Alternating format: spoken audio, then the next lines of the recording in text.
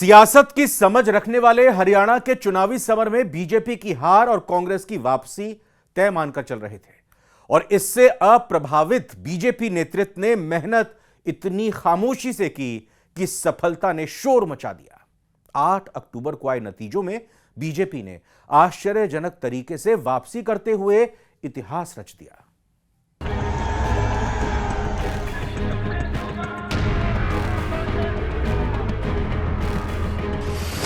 BJP का जलवा बरकरार, मोदी फैक्टर पर मुहर, नहीं चला कांग्रेस का आरक्षण वाला दांव, हरियाणा में विकास वाला चुनाव। देश देख रहा है एक अकेला कितनों को भारी पड़ रहा है, एक अकेला कितनों को भारी पड़ रहा है। अरे नारे बोलने के लिए भी उनको बदल करना पड़ता है। जो भी ये बोलता है घंटे भर से आवाज की जवाब दे रहा है।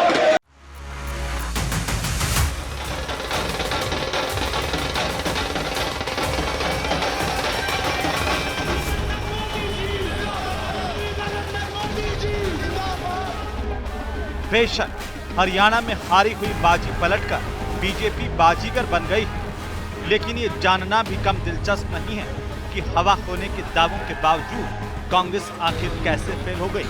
5 अक्टूबर को तमाम एग्जिट पोल्स ने कांग्रेस की जोरदार वापसी की भविष्यवाणी की, जिससे कांग्रेस गदगद थी। एग्जिट पोल बताया उससे अच्छा है, ऐसा लग रहा है। अच्छा माहौल बन रहा है, चमक उतर रही नेताओं की। 8 अक्टूबर की सुबह जब काउंटिंग शुरू हुई तो शुरुआती रुझानों में कांग्रेस एक तरफा जीत की तरफ बढ़ती नजर आ रही थी, लेकिन घंटे 2 घंटे में ही खुशी काफूर हो गई, बाजी पलट गई। एक अकेला सब पर भारी, नरेंद्र मोदी जी, नरेंद्र मोदी जी। कांग्रेस की वापसी के सारे अनुमान धराशायी हो गए, हालात नहीं बदल पाए। हरियाणा में कमल खिला और ऐसा खिला कि राजनीतिक पंडित बगलें झांकते रह गए। हरियाणा की जनता ने देश के यशस्वी प्रधानमंत्री नरेंद्र मोदी जी की उस बात पर मोहर लगाई है कि जो हम कहते हैं वो करते हैं और करते हैं वो ही हम कहते हैं। मैं आपको ध्यान दिलाना चाहता हूं, आपने देखा भी होगा जब मैं हरियाणा के चुनाव में गया था, मैंने एक वक्तव्य दिया था और मैंने कहा था कि हरियाणा के अंदर तीसरी बार हैट्रिक लगेगी, तीसरी बार भारतीय जनता पार्टी की सरकार बनेगी। 1 नवंबर 1966 को पंजाब से अलग होकर हरियाणा वजूद में आया। तब से प्रदेश में विधानसभा के 14 चुनाव हो चुके हैं, लेकिन ऐसी जीत कभी किसी पार्टी को नसीब नहीं हुई। प्रदेश में लगातार तीसरी बार सरकार बनाने जा रही बीजेपी ने इतिहास रच दिया। मैं बार बार कह रहा था ऐतिहासिक जीत होगी, ये हरियाणा के लोगों की जीत है। गरीब ने, वंचित ने जिस प्रकार से बाहर निकल करके अपने एक छोटे बेटे को आशीर्वाद दिया है, मोदी जी की नीतियों के ऊपर मोहर लगाई है और मनोहर लाल जी ने जो काम किए हैं उनके ऊपर मोहर लगाई है। हरियाणा में बीजेपी की हैट्रिक अपने आप में कीर्तिमान है। इससे पहले बीजेपी कभी भी 50 के आंकड़े को नहीं छू सकी। बीजेपी 2014 और 2019 से भी बड़ी जीत हासिल करने जा रही है। 2014 में 47 सीट, 2019 में 40 और 2024 में बीजेपी ने 67% मौजूदा सीटें रिटेन की, 22 नई सीटें जीती। 2024 में बीजेपी ने हरियाणा के 7 में से 5 इलाकों में अपनी सीटें बढ़ाई। 2024 में जाटों के गढ़ में बीजेपी ने 9 नई सीटें जीती। काम कर गया टिकट बदलने का फॉर्मूला, 25 टिकट बदले, 16 प्रत्याशियों की जीत तय मानी जा रही है। जाट वर्सेस गैर जाट वाले फॉर्मूले पर तीसरी बार मुहर। जेजेपी का जनाधार टूटा, बीजेपी को फायदा।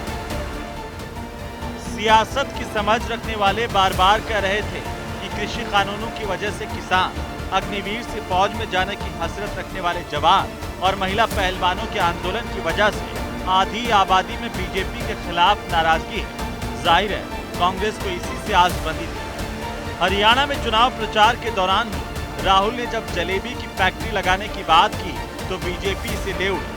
पार्टी ने फिर से राहुल की पप्पू की छवि मजबूत करने में खूब मेहनत की। तो सवाल है कि क्या हरियाणा के मतदाताओं ने राहुल की समझ से मायूस होकर भी कांग्रेस से दूरी बनाई? 100 लोग काम करते हैं, तो अगर इनकी जलेबी बाकी हिंदुस्तान में जाएगी, बाकी दुनिया में जाएगी, तो शायद उनकी फैक्ट्री में एक दिन 10,000, 20,000, 30,000, 50,000 लोग काम कर सके। राहुल गांधी ने आरक्षण का डर दिखाकर बीजेपी से दलितों को दूर करने का भरपूर प्रयास किया, लेकिन उत्तर प्रदेश के मुख्यमंत्री योगी आदित्यनाथ का बटोगे तो कटोगे की चेतावनी राहुल की कोशिश पर भारी पड़ गई। गुटबाजी ने बिगाड़ा कांग्रेस का खेल। पहलवानों, किसानों का मुद्दा नहीं आया काम। 10 साल की एंटी इनकम्बेंसी के भरोसे दिखी कांग्रेस। लोकसभा चुनाव में 5 सीटों पर जीत से था अति उत्साह। संविधान और आरक्षण का मुद्दा नहीं आया काम। इसके अलावा कांग्रेस की 70 सभाओं पर बीजेपी की 150 रैलियां भारी पड़ी। बीजेपी ने हरियाणा में करीब 150 रैलियां की। प्रधानमंत्री नरेंद्र मोदी ने 4 रैलियां की। 10 रैलियां गृह मंत्री अमित शाह ने की। तो यूपी के सीएम योगी आदित्यनाथ ने आधा दर्जन से ज्यादा सभाएं की। साथ ही 40 से ज्यादा केंद्रीय मंत्री और सांसदों ने बीजेपी के लिए वोट मांगे। तो वहीं कांग्रेस ने केवल 70 सभाएं की।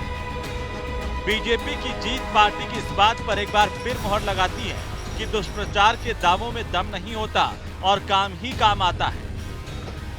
Bureau report, news 18 Rajasthan.